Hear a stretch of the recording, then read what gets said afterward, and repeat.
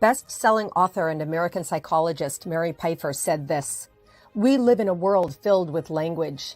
Language imparts identity, meaning, and perspective to our human community. Writers are either polluters or part of the cleanup team.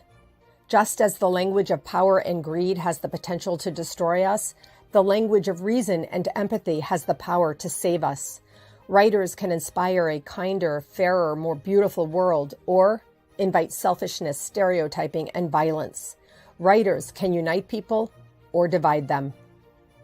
In this book show podcast, host, confidence coach Susan Axelrod asks women authors a simple question: which kind of writer are you? She invites each guest to step into the confidence zone to proclaim how her book can inspire. If you are seeking inspiration to create your legacy, take out your pen and pad. Your book, My Time, starts now.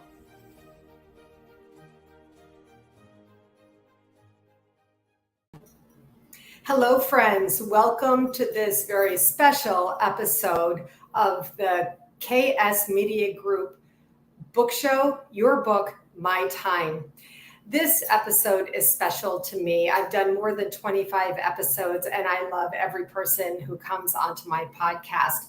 But today I have a very special guest. She is a colleague. She is my sometimes client, my sometimes coach, sometimes my mentee, sometimes my mentor, but always my dear friend. Dr. Linda Rozell-Shannon is the author of Birthmarks, A Guide to Hemangiomas and Vascular Malformations, as well as numerous resource booklets on these topics, and actually many other works of various kinds of art. I have known Dr. Linda for 25 or more years now, and there is no one, I think, more qualified to engage in a discussion about destiny, which is the topic that we are discussing today. So I want to say, hi, Linda. Good to see you. Thank you for joining me. Thank you for inviting me. Linda, my introduction is all true. As you know, you and I entered into some kind of pact decades ago, and we have been on both a life and business journey together over all this time. Sometimes a little up, sometimes a little down in our connection and availability, but certainly in the recent mature decade, as I say, we have been there together, with each other, for each other. And it's such a beautiful example for me of my life as a coach and as a human. So I want to say thank you for that. Thank you. Today, Linda, we are going to talk about the topic destiny. As we move into the topic for today, I would like to ask you to share who you are and what you do and what you've done. I love the topic destiny, and it's so appropriate because my destiny came from reading a book by Rick Warren called The Purpose-Driven Life. And in Rick Warren's book, he says two things you are born for: to find God, however you frame God, and to find and fulfill your purpose. And that's how I define destiny. And my destiny was defined in 1994, despite doctors saying I would never get pregnant, I could never have a child, I could never carry a child because I had no estrogen in my body. I fell pregnant with no medical intervention, just a miracle. And when my daughter was born, she was diagnosed shortly after with an infantile hemangioma, which is a benign tumor on her lower lip. And it affected her speech, it affected her eating, and there were no doctors, there was no family support, there was no book for parents, there was no international organization because the internet was still so new and none of this connectivity was happening. A lot of people said to me, "Oh, you must be mad at God, you wanted a child and then you had one with this." And I said, "Are you kidding? If he gave her to me, he's going to bring good out of this." And that was the beginning of the journey.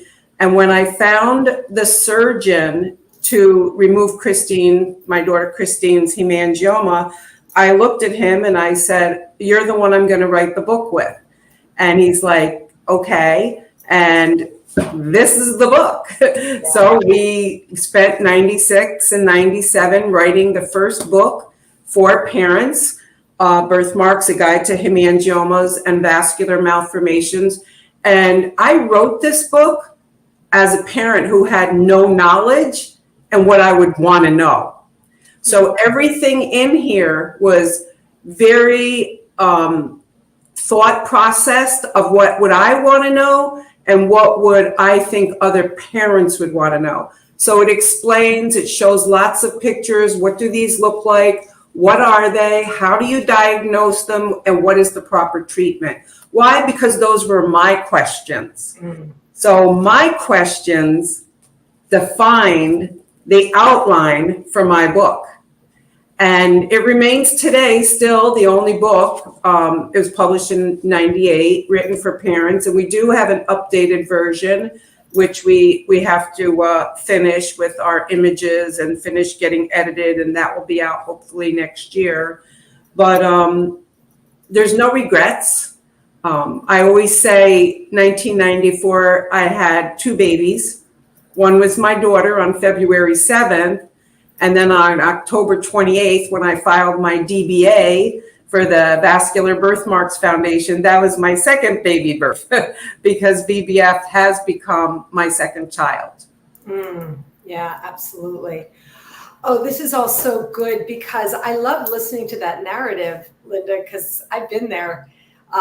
We met, what was the year? In 1998. 98. Okay, we met in 1998. What I want to say is what you shared with us right at the outset was something founded in faith.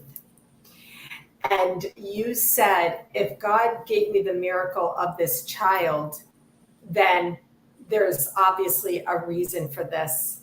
And so you are a faith-based human, and you have created an amazing organization that is not a faith-based organization, but you have founded it and created it in faith, your faith in God. How many times, countless times, so many times, even though in the beginning I didn't get it as much, and I even challenged, was it really God or was it you? I'm calling this in right at the outset. I know you're laughing your ass off at me in my saying this, and I'm the one bringing it up. I've learned from you. I've watched you. I've grown with you in this. Even as I'm talking, I'm looking away because I'm pulling in the energy of all of this, that really all of this was founded in faith, in your faith. And I'm wondering if you feel like the destiny component started there. Do you know what I mean? Yeah. So I'm working on another book. I've actually got 3 other books. My Birthmarks Are Like Flowers book. I have a book ready for publishing on the Holocaust, which my novella on the Holocaust. I have big interest in the Holocaust and World War II history. But I've also drafted a book called What's Your Birth? As one word, separated, mark. Because I believe every one of us has a moment in our life that is the reason we were born. And at that time, we can choose to follow that destiny or reject it. We don't have to pick up the destiny. Destiny is a choice. It's a choice.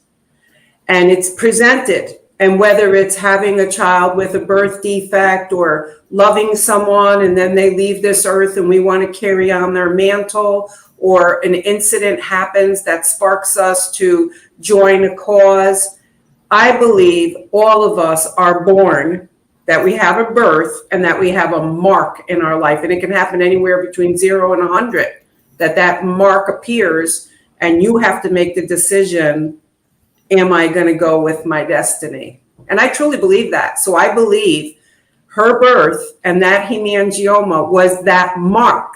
It was that birth mark that defined my destination, her hemangioma. And I believe I was born to do this. I really do. Well, I want to say probably hundreds of thousands, and surely tens of thousands, but I think it's more like hundreds of thousands over these 3 decades around the world, whose lives you've impacted both personally and actual interpersonal engagement, countless hours, countless, way into the night, working with one parent, working with one baby on behalf of one baby, getting those doctors to say yes, making it happen. All these people would agree that this was your destiny, that you said yes. I call it the destiny charge. Show up, step in, take action. And that really is what you did. You said, what is your birthmark? And that brings up the word demarcation for me. This is a word that's been showing itself to me quite a bit lately. And it surely was a demarcation of sorts from the person you were, who might have been willing to accept the word of medical doctors, versus the destiny of saying, I don't accept this, I'm researching more, right? Exactly. I mean, even when they said, you'll never have a child, I rejected it. I mean, I know that's crazy, and some may think I was crazy, but I found a scripture that said, rejoice, barren woman, many are the children of the desolate. And I said, bring them on, God, I'll take them all. Well, now I have 40,000 new babies a year that, need our expertise and our advice and referral. We know we've referred 150,000 in the last 28 years, but that exponential where they come to our website and they just find the doctor on their own, or come to a meeting and they find it, it's probably double that amount exponentially. And not just the families. We train and educate physicians from around the world. There are viewers and listeners who will not be, I just want to spend a few minutes, because of course I've had a lifetime with you, adult education in this, but can you take a minute to explain what the vascular birthmark is and what a hemangioma is, which I had to ask you the first time we met? Right. No, thank you. Thank you. So this behind me is the display board for the Vascular Birthmarks Foundation, and 1 in 10 babies are born with a vascular birthmark. There's 4 million approximately live births in our country every year. So of those 1 in 10, about 400,000 are born with a birthmark, but then only 10%, but that's still 40,000, which is a large number, have a vascular birthmark that needs to seek the opinion of an expert. So these are the flat red port wine stain that everybody's aware of, someone 85% around the face, maybe you went to school with or knew someone with the flat red one. For decades, there was no treatment. Now there's laser treatment. And the second most common is the infantile hemangioma. Many know it by the name strawberry birthmark. And as a matter of fact, it's a very familial disease because my twin had one, my niece had one, my cousin had one, and my daughter had one. So they tend to run in families. And then there's lesser known ones, the lymphatic malformation, the venous, the arterial, Sturge-Weber, Klippel-Trenaunay, all these syndromes. And as I said, when I wrote an article for the American Academy of Pediatrics, I said, we don't forget the 10%. The 10% are our population. And in medicine is driven by the majority. So if 90% of these go away, and you know about this battle that I fought for 28 years, that 10% are constantly rejected to have treatment covered by insurance. So we are the battle cry for the 10% that need an accurate diagnosis, appropriate treatment, and for insurance to cover it. And that's why I've got a federal bill out there right now mandating insurance companies cover the treatment of these, because it's been a never-ending battle. And the more insurance denies, the fewer doctors will stay in network because they won't be reimbursed. So it's a catch-22. But it continues my purpose and mission and destiny because it's not done. People say, oh, you should retire, or is your work done? No, my work's not done until every child born with a vascular birthmark receives an accurate diagnosis and appropriate treatment, and it's covered by insurance. That's it. That's when I'll rest. Oh God, there's so much. Okay, so first of all, I want to say how much I've learned over these decades with you about calling out what is. You know, when you see someone with a vascular birthmark, you can let them know about the Vascular Birthmarks Foundation. Sorry, Linda, is that right? The Vascular Birthmark Foundation. There's a couple of organizations that have similar names, so I wanted to make sure I could ask our friend Scott, who's watching, to type in the website. And as opposed to like looking away, there's a whole ancillary, or I shouldn't say ancillary, but more corollary thing that you've done with bullying because of what happens with children and adults with these vascular birthmarks. So I want to really encourage anybody listening to this podcast or watching this video to go and learn more about these vascular birthmarks. Linda is the expert in the world. The website, which we will post, is the place with the information, the resources, the network that you need if you are in this world. So that's clear. That's our call to action right in the middle of the podcast. I'm not waiting to the end because I've learned how important it is for to speak out, to advocate, and to be clear. So how did I do with that, Linda? That's wonderful, Susan. And birthmark.org, birthmark.org is our website. And it's incredible the amount of work that has to be done, but it's also incredible about the work that has been done. And I am the leading expert, but I'm the lay expert in the world, meaning the non-MD. Mm-hmm. And, people are like, oh, you got your PhD. I actually went back to school, got my PhD to be able to establish a criteria for families to be able to get insurance to cover treatment. And that was when I did my study on PTSD of mothers of children with facial birthmarks. To establish PTSD meant you could establish a criteria for insurance to cover treatment. And, a lot of people are like, wow, you're going back to school to get your PhD. Yeah, for many reasons. One is I'm dealing with physicians every day, and you have to bring yourself to a level with them where you can communicate with them. And the second thing is, it was important for me that VBF have a leader that was credentialed. Right. And then the third part was I wanted to make a difference with my dissertation. I didn't want to just do one, but I wanted one that could be used as a source for families who were denied treatment. And you mentioned the bullying. We have the VBF anti-bullying pledge, right, which thousands of people around the world have signed the petition. Again, VBF does a lot of patient-centered research. We are constantly doing surveys, assessing the psychosocial needs, the medical needs, and the financial needs of our families, so that we know that we're on the forefront of addressing whatever gaps are out there where they're not getting the help that they need.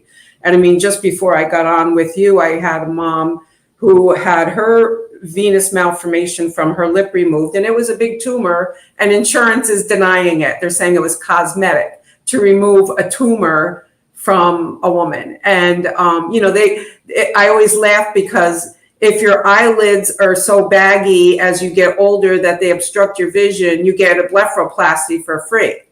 Mm. Or if your breasts are so heavy that they give you a backache, you get a breast reduction for free. Mm-hmm. But a tumor on a baby or an adult the size of a cherry tomato or an orange, they call it cosmetic. And it just is, it makes me crazy. So the work is still there. The work is still there. So a few things. First, I want to say that Gina is with us, and Gina's comment said, I've been misdiagnosed all my life until finding Dr. Linda and the Vascular Birthmarks Foundation. So, and then there's this, Gina says, this is like, speaks to my heart. Thank goodness I can meet this part of myself and begin to understand. Are you kidding? I have chills on that comment. Thank you, Gina, because that's destiny, Linda. That's real destiny that you're in when someone, you know, who has been served by your work. You're not alone. You didn't do this all alone. Over decades, you've amassed a vast network of parents, families, physicians, other related professionals, et cetera, donors, of course, who have supported you. But these things need a leader. And as a result, someone named Gina gets to say, thank goodness I can meet this part of myself and begin to understand. And also, we have the URL directly to the anti-bullying campaign in the comments.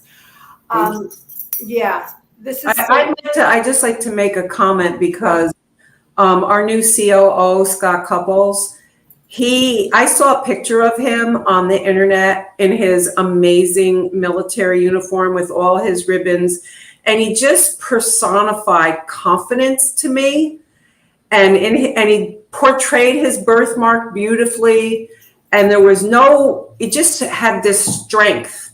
And I reached out to him and I said, you would be an amazing advocate for parents wanting to know their children will be okay, because he's like one of the youngest E8s in the country. He's doing his doctoral degree. He's a single dad. I mean, he's amazing.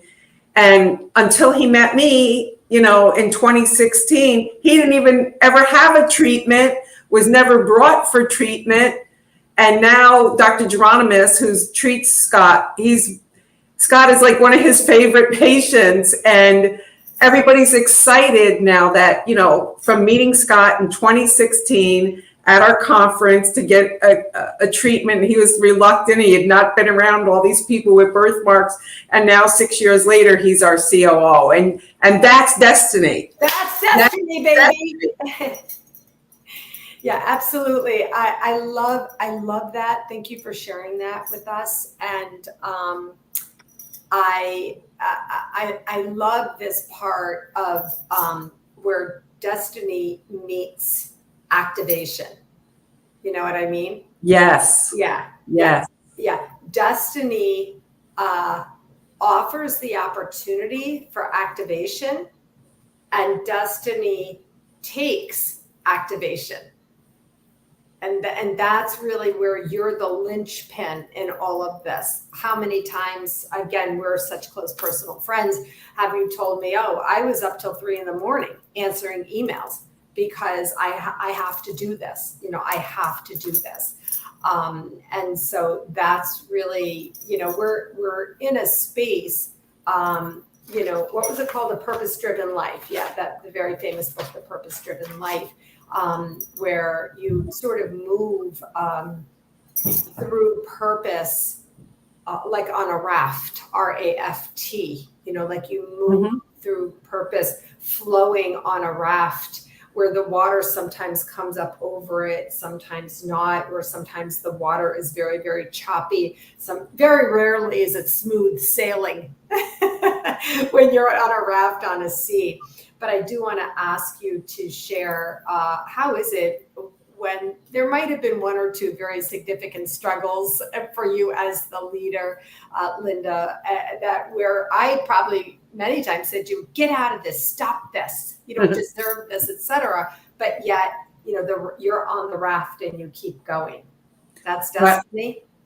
I was just thinking of a thought, and you segued me right to it, which is, and a lot of people won't make this statement, but I'm going to make it. Destiny is not without major sacrifice. Destiny is not without major sacrifice. And you can look at anybody throughout history who has really made a difference.